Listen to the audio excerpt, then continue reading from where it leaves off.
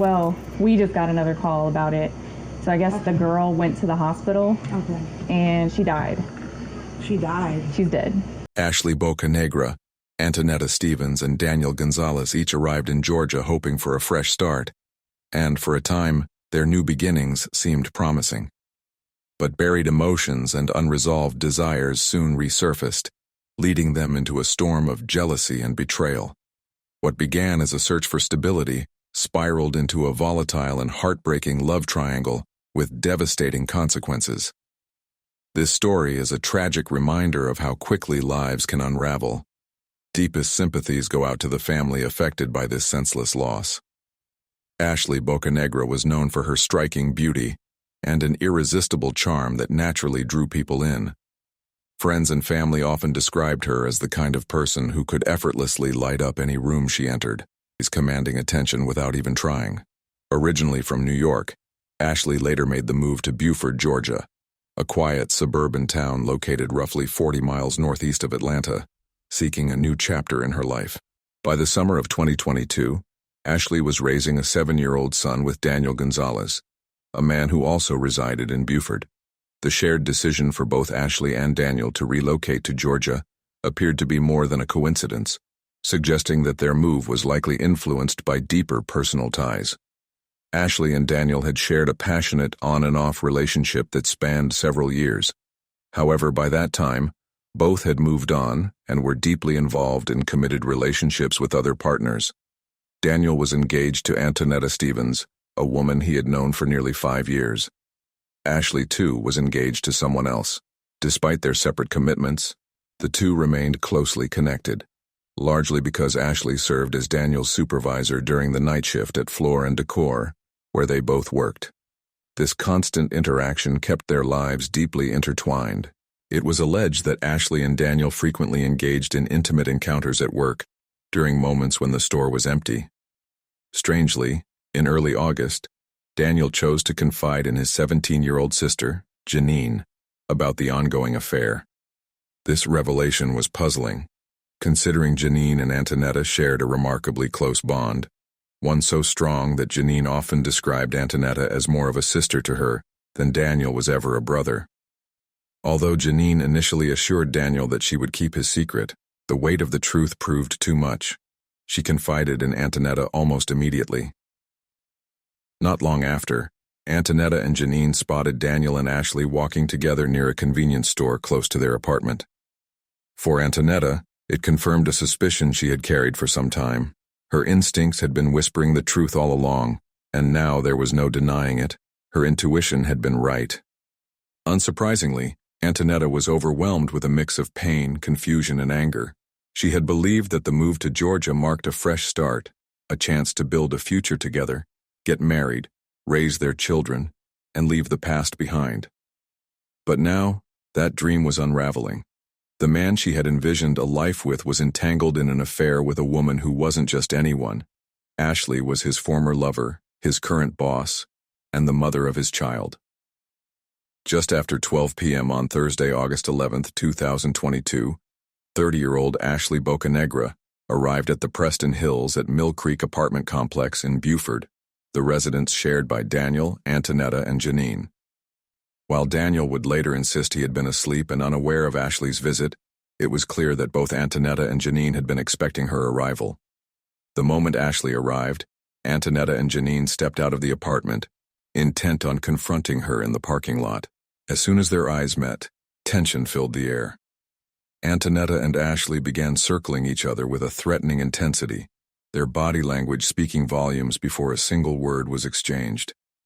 As the confrontation escalated, 17-year-old Janine began recording the scene on her cell phone. From the tension in their movements, it was clear that a physical fight was imminent. Antetta, noticeably bigger and physically stronger than Ashley, made the first move, grabbing Ashley by the hair and forcefully throwing her to the ground. Ashley's head struck the blacktop with a sickening thud as Antetta pinned her down, screaming threats, including a chilling declaration that she would fucking murder her. From the start, the fight was clearly one-sided. With Ashley already down on the pavement, Antetta grabbed the cell phone from her hand and handed it to Janine before continuing the brutal attack. Ashley pleaded with her to stop, repeatedly asking Antetta to get off her and let her up. What happened next remains unclear, as authorities chose not to release the full video footage, citing its graphic and deeply disturbing nature. What is known is that Antetta continued to pin Ashley to the ground while relentlessly assaulting her. At one point, Janine joined the attack, delivering several forceful kicks to Ashley's head. Moments later, bystanders witnessed a disturbing scene, Ashley being dragged across the parking lot by her hair. During the assault, Antetta taunted her repeatedly, demanding that she say hi to Daniel and expressing disbelief over the affair that had taken place at work. She threatened to report the incident to management, vowing to get Ashley fired. Antetta allegedly claimed that Daniel had given her permission to go outside and fuck her up, further fueling the brutality of the attack.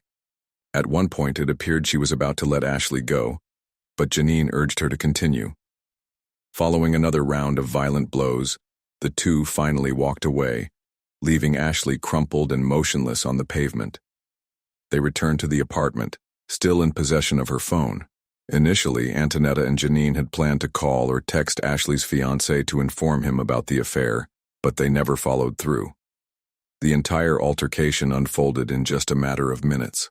Soon after, a witness from the apartment complex's leasing office placed a call to 911, alerting authorities to the violent incident that had just taken place. Despite her injuries, Ashley somehow found the strength to get up and make her way to the apartment, determined to retrieve her phone. Antetta eventually handed it back, and by that time, the commotion had roused Daniel from sleep. The yelling and chaos outside had pulled him into the aftermath of a scene that was already spiraling out of control. When Daniel reached the door, it was immediately clear to him that a fight had taken place between Ashley and Antetta. However, at first glance, Ashley's injuries didn't appear severe. She was walking on her own, and aside from a few swollen, reddened areas on her face, there were no obvious signs of major trauma. Ashley eventually returned to her own apartment, but by the time her fiancé arrived later that afternoon, her condition had taken a dramatic turn for the worse. Alarmed by her deteriorating state, he rushed her to the hospital.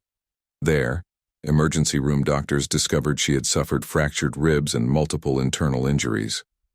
Her condition was so severe that swelling in her face and neck had begun to restrict her ability to breathe without medical assistance. Shortly after the 911 call was placed, officers arrived at the apartment complex to investigate the reported assault. When Daniel answered the door, authorities requested to speak with the two women involved in the altercation, Antetta and Janine, to gather more information about what had transpired in the parking lot. She's gonna sleep on my fiancé. She works over there, she's his manager, and she keeps on forcing him to have sex with her after he'd been cut it off, or she's gonna fire him, and we ended up fighting right there because she approached my home. Antetta wasted no time sharing her version of events with the officers. She claimed that Ashley had shown up uninvited to her home and identified her as Daniel's supervisor at work. According to Antetta, Ashley had coerced Daniel into continuing a relationship at work, despite his repeated attempts to end it. She further stated that Ashley had been calling and texting her throughout the morning, making it clear that she planned to come over. Them walking together, and you're a woman, you know our intuition. I know that's the girl. I seen her, we argued yesterday, he broke it up, it was fine. This morning now, she's calling, text him, saying that she's gonna be coming here. I waited for her. The officers ultimately left the scene without making any arrests, uncertain about who had initiated the confrontation. In an effort to piece together the full story, they contacted Ashley at the hospital to hear her account of what happened. To their surprise, Ashley denied knowing either Antetta Stevens or Janine Gonzalez. She also insisted that she was not involved in any romantic relationship with someone else's fiancé, contradicting the claims made earlier. During the phone call with officers, Ashley appeared to be stable. However, her condition rapidly worsened, prompting emergency room doctors to arrange an airlift to a more advanced hospital with specialized surgeons. Tragically, she passed away later that afternoon, before life-saving surgery could be performed. With Ashley's death now under investigation as a potential homicide, Gwinnett County detectives returned to the apartment that evening. Daniel was not present, but both Antetta and Janine were home. When Detective Carter informed them that Ashley had died, neither displayed the slightest trace of emotion. Well, we just got another call about it. So I guess the girl went to the hospital. Okay. And she died. She died. She's dead. So, but we know that there was like an altercation that happened beforehand. And that was mutual, and she came here. Yeah, we understand that. Yeah. So, but because of it, I wasn't going to kill anybody. Yeah. I'm not that person. I get it. Yeah. But because of that, we have to kind of talk to you guys and get a more formal statement. Sure. Okay. Wow. Antetta did express remorse, stating that she was sorry and never meant to kill anyone. However, she was quick to point out that Ashley had come to her home, an attempt to shift some or all of the responsibility onto the victim. The underlying message was clear. The confrontation, and ultimately Ashley's death, might have been avoided if she hadn't shown up that day. It was a subtle but deliberate effort to frame the situation as something provoked, rather than planned. Antetta also revealed to detectives that she was struggling with depression and bipolar disorder. She explained that she and Daniel had moved to Georgia in hopes of starting over, and she never imagined he would betray her by getting involved with a coworker, especially one from their past. Cheat on me with someone at the workplace, you know what I'm saying? So we would like to get like a formal statement, so we're going to ask that you come up to our headquarters and talk to us. Although detectives didn't question Janine at the apartment, they strongly suspected that she had taken part in the violent altercation that led to Ashley's death. Shortly after arriving, officers asked both Antetta and Janine to accompany them to the nearby police station for further questioning. While it remains unclear whether the two were transported in the same vehicle, what is certain is that they were placed in separate interrogation rooms upon arrival, setting the stage for individual interviews and possibly conflicting accounts. During her interview, Antetta appeared somber, her body language subdued. She insisted that she hadn't gone out seeking conflict and never intended for the situation to escalate into a fight with Ashley. While she did express remorse over Ashley's death, she once again emphasized that Ashley had come to her residence, where she lived with Daniel and their children, as if to justify or minimize her role in what happened. It was the same narrative she had shared with officers earlier in the day. Eventually, the emotional weight of the conversation seemed to overwhelm her. Antetta lowered her head and quietly admitted that it was all becoming too much to handle. Moments later, she ended the interview, stating that she would no longer answer questions and wanted to speak with an attorney. I will say that, I don't go out looking to harm anybody. That's not my intention. I do feel, very remorseful about anything that has happened with that young lady. I'll also say that, it wasn't my intention to even get into an altercation with her today. She came over to my place of residence looking for my fiancé. We argued, I was hit, we fought. I feel really bad, but, I don't know, I'm just, this is just too much. Okay.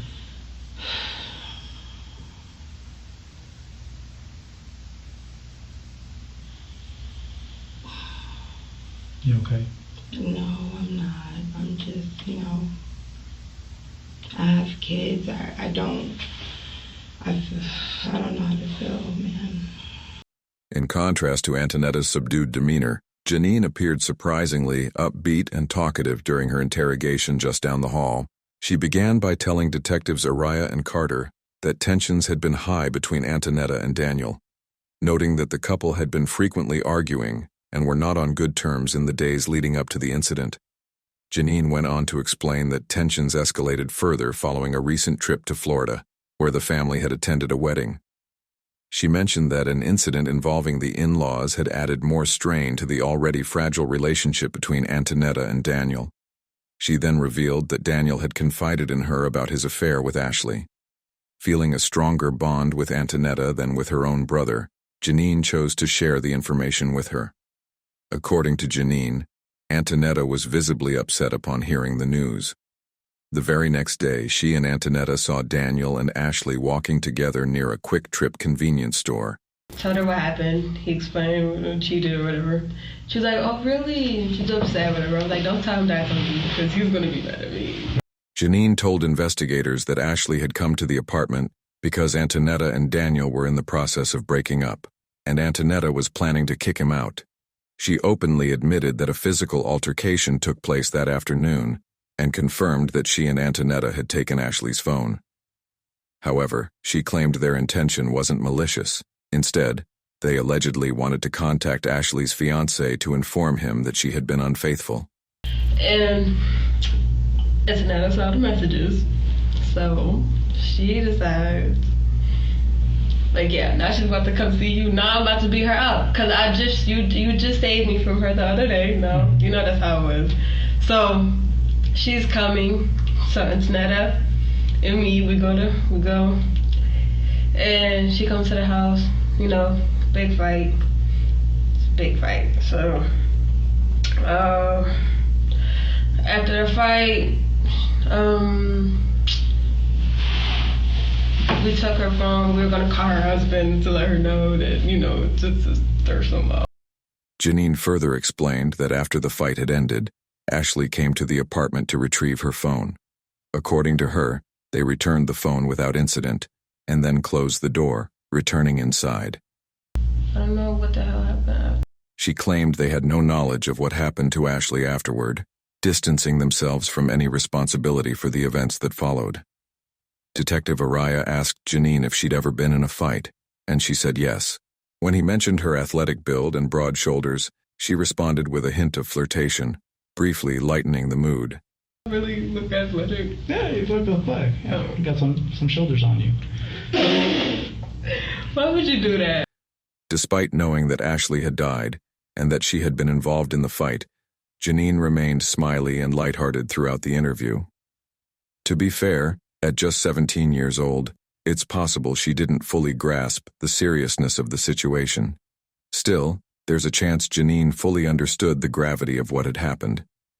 If that were the case, her overly casual and friendly demeanor may have been a coping mechanism, her way of managing the intense pressure and emotional stress. Regardless of her intentions, Janine eventually opened up about the altercation. She admitted to being more than just a bystander with a camera, acknowledging that she actively participated in the fight. She also expressed surprise that Ashley continued speaking throughout the beating, despite being the one on the receiving end of the violence. Tell us about that, like, how did that happen? It was very vivid. I know it happened so fast, you know, fights are just like a blur when it happens, but... Where was she? I know you said earlier she came looking for him. She came because he was getting kicked out, and she wanted to be a little writer. When she knows she a side chick and she got a husband at home. Like, girl. I know she's breaking up a happy home, but where was she at? Like, no, she has a husband as well. Yeah, no, but where was she at? What do you mean? You said she came and looked for him. Where was she at? How did y'all make contact with her? Through messages. Where did you meet up? She was in our complex. Detectives were able to build a strong rapport with Janine during the early part of the interview. However, the tone shifted dramatically the moment they challenged a major inconsistency in her story. Janine had claimed that Ashley had been texting Antetta that morning, but investigators knew otherwise. In reality, she and Antetta had taken Daniel's phone while he was asleep and used it to send messages, deliberately luring Ashley to the apartment complex under false pretenses. Did you guys find the messages again? His phone. Okay. Did you find it or did she find it? She found it. Antoinette? Okay. How did she, like, where were you at? Did you come, how did that happen? She came to me, we were reading messages. And we were like, yeah, that's the girl that we just saw. Yeah. Did you guys text her? What do you mean? Did you guys send messages to her? No, we don't got her number. No, I mean from his phone. Oh, from his phone? Mm-hmm. No, I don't think so, no. Okay. You sure? Yeah. Because you messed up your story a little bit. I already read the messages. You messed up a little bit. What was the messages? He wasn't getting kicked out. Yes, he was. Mm-mm. I don't know. What the hell? At the close of the interview, Janine appeared only mildly amused when detectives informed her that she was being charged with robbery. She laughed, casually admitting to taking Ashley's phone, but quickly pointed out that it had been returned. However, the mood shifted once again when detectives delivered a much more serious update. Janine would also be facing a charge of murder. I told you she wasn't leaving unless we gave her back her phone. We just did it so we could call her husband, but we changed our mind. Okay. He had phone today. She got her phone back. She said it was okay for you to take it? No. Okay, yeah, that's a robbery. Other charge is murder. Murder? Yep. You're being charged with murder. Me? Yep. That's too bad. Janine responded with disbelief, calling the situation crazy, and saying that life itself was crazy. She shrugged it off as unfortunate, claiming that all she had done was pull Ashley's hair during the altercation. At the conclusion of the interview, Janine laughed and joked casually with the photographer taking her mugshot, showing little concern for the gravity of the moment. Both she and Antetta were formally arrested and charged with robbery, aggravated battery, and felony murder. They were then transported to the Gwinnett County Jail, where they were held without bond. When Gwinnett County homicide detectives returned to the apartment later that night, they noticed Daniel had visible injuries across his back and shoulders. He was unable to explain how they occurred, though it was suspected that Antetta may have assaulted him either before or after the altercation with Ashley. Despite the chaos, it was clear early on that Daniel still had feelings for Ashley and was genuinely concerned about her well-being. In a gesture of cooperation, he handed over his phone to detectives, allowing them full access to his call and text records in hopes of helping them determine who had initiated the fight. The thing she said is, why would you do this to me? And I told her, like, we're not, like, the love interest is gone, everything. Like, I told her this yesterday when she saw me walking with the girl. Oh, okay. And I stopped her. I was like, you're not gonna fight her because of what we're going through.